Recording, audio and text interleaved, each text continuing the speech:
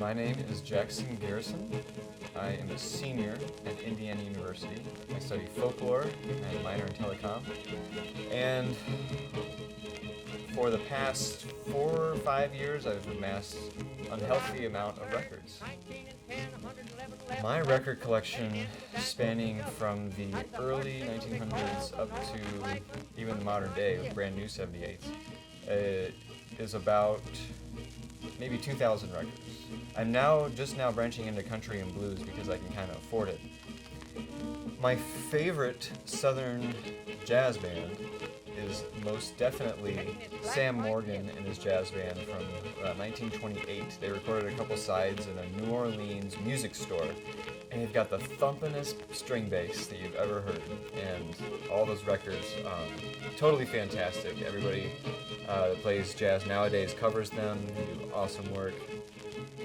Of all the artists in my collection, of course, nobody beats Mr. Jelly Roll Morton of New Orleans.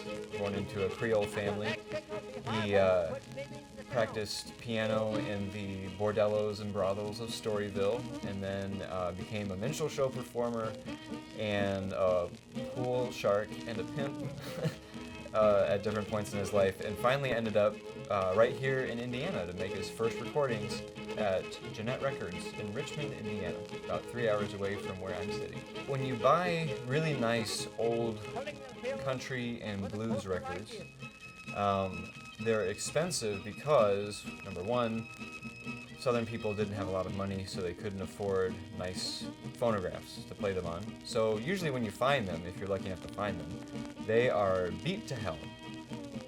The other reason that good country and blues records are really rare is because a lot of Southern homeowners throughout the Mid-South and Deep South, where a lot of good music is, were indeed pretty impoverished during the 1920s. And so they often just didn't buy the records. Nobody bought them. So not many were pressed. I mean, some of the very best, like Son House, Charlie Patton, Willie Brown, there's records that are claimed to have been recorded and released, but they've never even been found. Well, when it comes to country music, basically you have to go back to the Bristol Sessions, organized by Ralph Peer, who is currently working for Victor as their artist and repertoire man.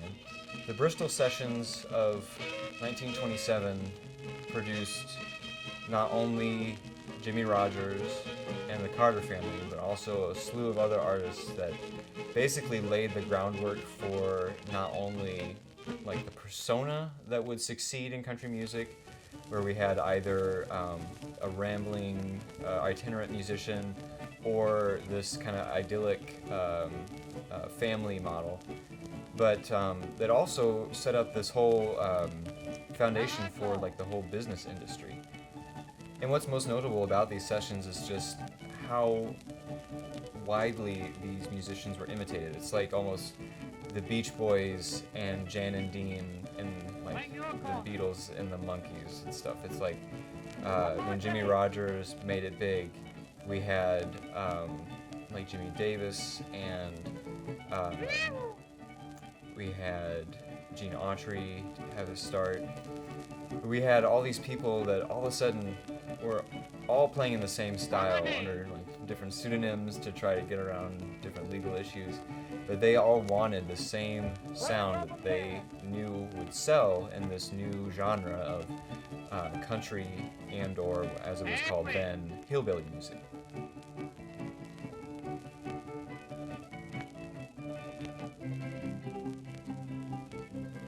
Probably my favorite, if I had to pick, artist of the entire Southern music universe would have to be Mr. Lonnie Johnson of New Orleans, who fought a stigma of being a blues guitarist and kind of actually really drove home that he was, in fact, a jazz guitarist. He would go on to be an extremely successful recording artist, radio performer, and he even had different revival periods throughout his life. In the 1950s, he was rediscovered in the northern cities playing electric guitar, and he was recorded then. He was rediscovered in the 1960s during the blues revival in Europe. He had a very successful career, and he always maintained a really wonderful sense of identity in the New Orleans family music tradition. He was brought up in a musical family. He and his brother were the only ones in that family to survive the Spanish flu in post-World War I, 19-teens.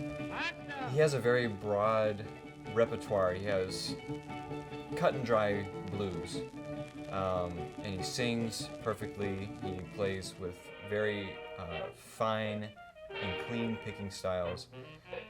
His 12-string guitar, there's no evidence of difficulty playing the instrument at all. He was a multi-instrumentalist. He was trained in to play everything well.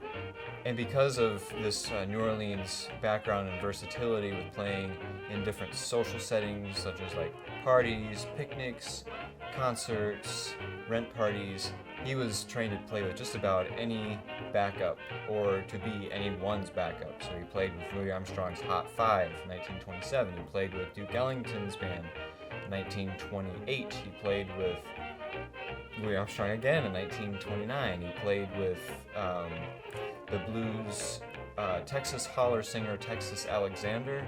He played with blues singers Victoria Spivey. He was it.